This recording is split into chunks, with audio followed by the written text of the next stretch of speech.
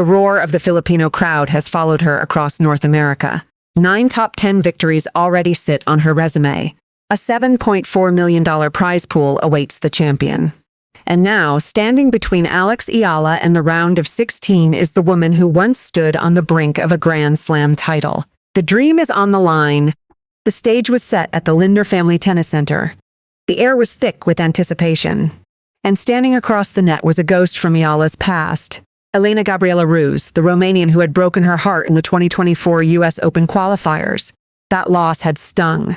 Ruse hacked out a 3-6, 6-1, 6-4 victory, denying the Filipina what would have been her first main draw appearance in a Grand Slam. For Eala, it was a reminder of how close she was and how far she still had to go. But this was a different Eala. The girl who had lost to Ruse 2 years ago, ranked no.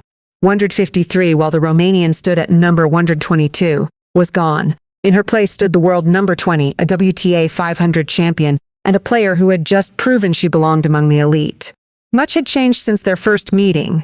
Eala had climbed nearly 130 spots in the rankings, while Ruse had fallen to number 74. The match began with a test of nerves. Ruse broke Eala's serve in the opening game, threatening to repeat history. But then something clicked. Eala, who had received a first-round bye as the No. 17 seed, the highest seeding of her career at a WTA 1000 event, showed why she belongs among the elite. She responded with breathtaking aggression, reeling off 6 straight games to close out the first set 6-1. The sweltering humidity did nothing to slow her down. She attacked Ruse's second serve with ruthless precision, breaking the Romanian in the 4th and 6th games before serving out the set with confidence and rhythm. The second set followed the same pattern as Eala jumped to a 3-0 lead. Then came the interruption.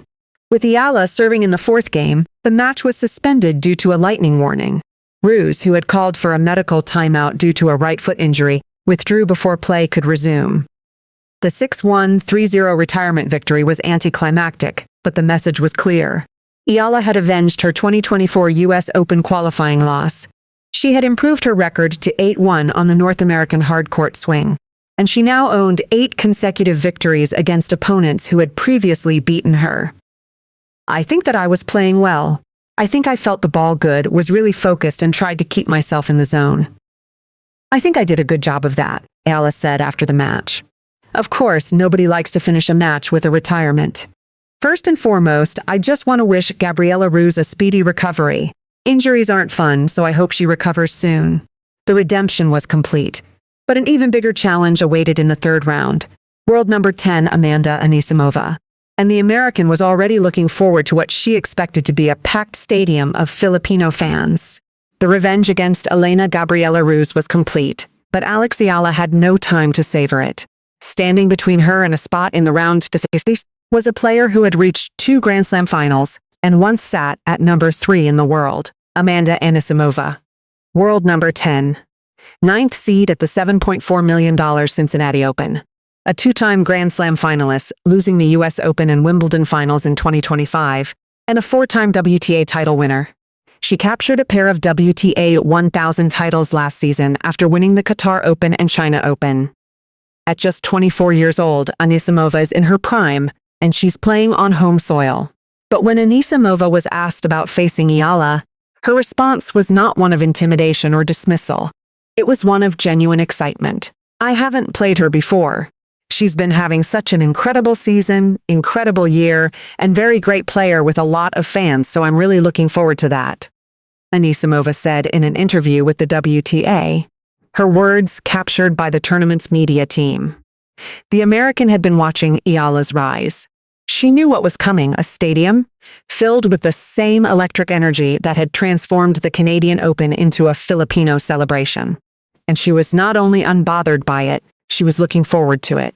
I love a packed stadium, and I love a good atmosphere. I'm sure it'll be a great match, even though they're probably going to be rooting for her, more for her end. But I don't mind. I'll try to thrive off of the energy. The respect was mutual. Eala had never faced Anisimova before, but she knew exactly what she was up against. The American's powerful baseline game, her aggressive shot-making, and her experience on the biggest stages would test every facet of Eala's rapidly evolving arsenal. Anisimova's tennis is built around early ball taking, a punishing forehand, and a backhand of remarkable purity. But Eala had proven she could handle the best. She had already beaten 7 top 10 opponents this season, including world number 3 Jessica Pegula, in the Washington final. A victory over Anisimova would give her 10th career win against a top 10 player, a milestone that would cement her status as one of the most dangerous players on tour. The stage was set for a blockbuster showdown, a packed stadium, a top-tier opponent, and a Filipina sensation ready to prove that her rise was no fluke. The roar that greeted Eala at the Lindner Family Tennis Center was not the polite applause reserved for a rising star. It was the kind of reception usually reserved for returning champions. The Filipino flags that had packed Sobeys Stadium in Toronto had followed her across the border. The chants of Eala, Eala that had echoed through the Canadian night were now filling the Ohio air. And she hadn't even played a single point yet. The phenomenon that had stunned tournament directors in Washington and Toronto had officially arrived in Cincinnati. In Washington, tournament chairman Mark Ein had revealed that at least 80% of ticket inquiries were about Eala.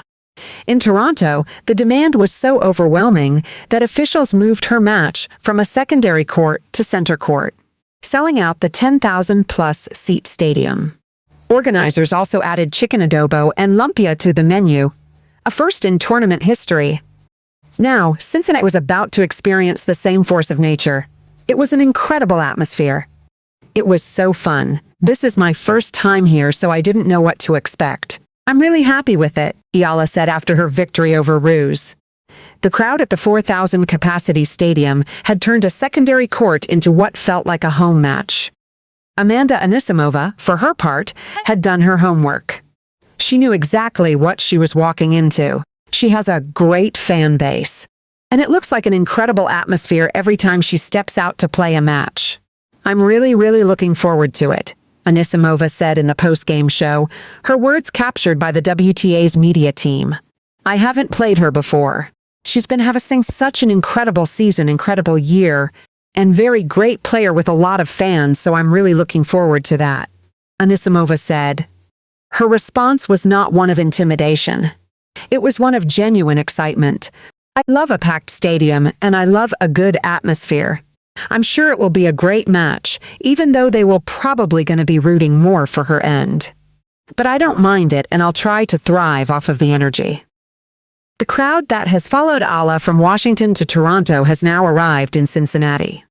The American, who reached a career-high ranking of number 3 earlier this year, had been watching Eala's rise with keen interest. In Dubai earlier this season, she had stayed to watch Eala's matches, drawn by the electric atmosphere the Filipinas fans created. I caught a little bit of the beginning of her match last night. I stuck around for it because the atmosphere was so great, Anisimova had said. Now, the atmosphere would be even more intense. The Cincinnati Open, a $7.4 million WTA 1000 event, would be transformed into a celebration of Filipino pride, and the world know. 10 would have to find a way to thrive in an environment where the vast majority of the crowd would be rooting against her. The question was no longer whether Eala could handle the pressure. It was whether Anisimova could handle the crowd. The victory over Elena Gabriela Ruse was more than just revenge.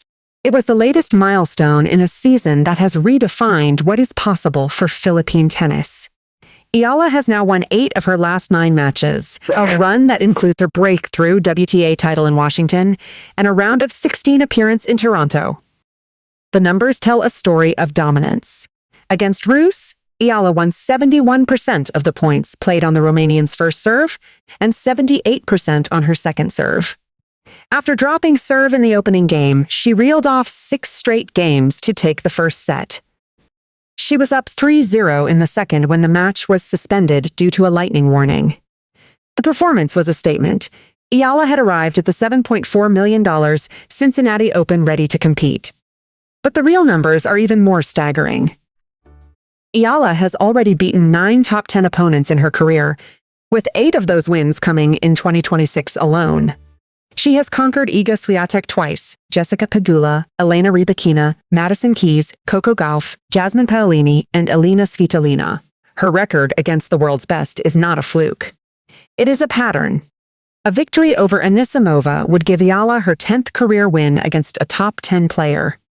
It would also mark her 9th top 10 victory of the season, a number that would tie her with Aryna Sabalenka for the most such wins on the WTA Tour in 2026. The significance of that achievement cannot be overstated. A player who was ranked outside the top 100 just 18 months ago is now one of the most dangerous opponents in the world. The ranking implications are equally significant. Eala has climbed to a career-high number 18 in the live WTA Tour rankings. She has moved past Ekaterina Alexandrova and Jasmine Paolini and is now only 18 ranking points behind Sorana Cîrstea in 17th place. The Cincinnati Open is adding to her ranking total because she did not play the event last year. Every win here is pure profit. Anisimova's resume is a reminder of the challenge ahead. The 24-year-old American, who reached a career-high ranking of number 3 earlier this year, captured a pair of WTA 1000 titles last season after winning the Qatar Open and China Open. She is a 2-time Grand Slam finalist, losing the US Open and Wimbledon finals in 2025.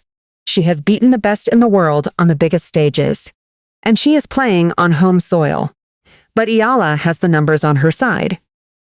She has beaten 7 top 10 opponents this season, including world number 3 Jessica Pegula in the Washington final. She has proven that she can handle the pressure. She has proven that she belongs among the elite. And now, she has a chance to prove it again. The numbers matter. The statistics matter. The rankings matter. But for Alex Eala, the only number that truly matters is the one on the scoreboard.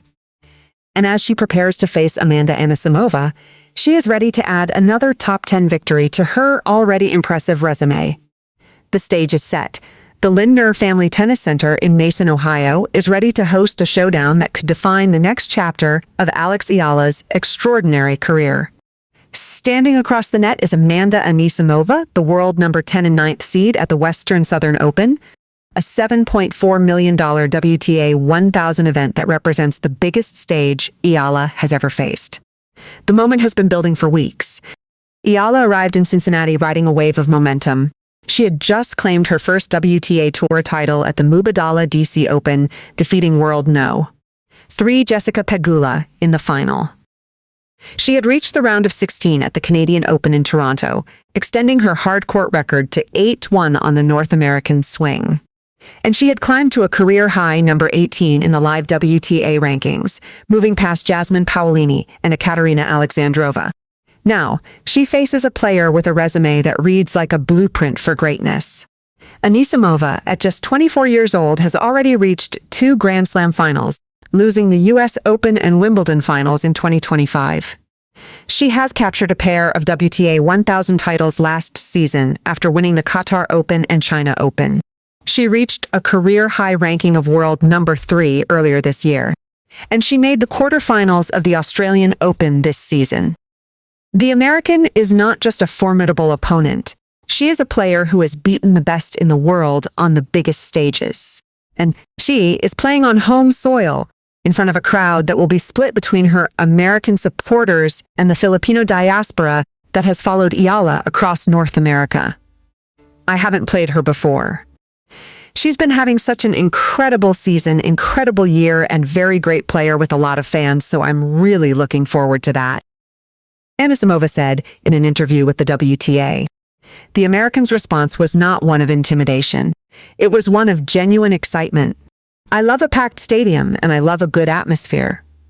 I'm sure it will be a great match, even though they will probably going to be rooting more for her end. But I don't mind it, and I'll try to thrive off of the energy.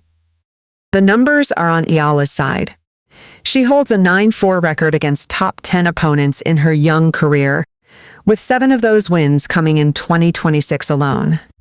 She has beaten Iga Swiatek twice, Jessica Pegula, Elena Rybakina, Madison Keys, Coco Gauff, Jasmine Paolini, and Alina Svitolina.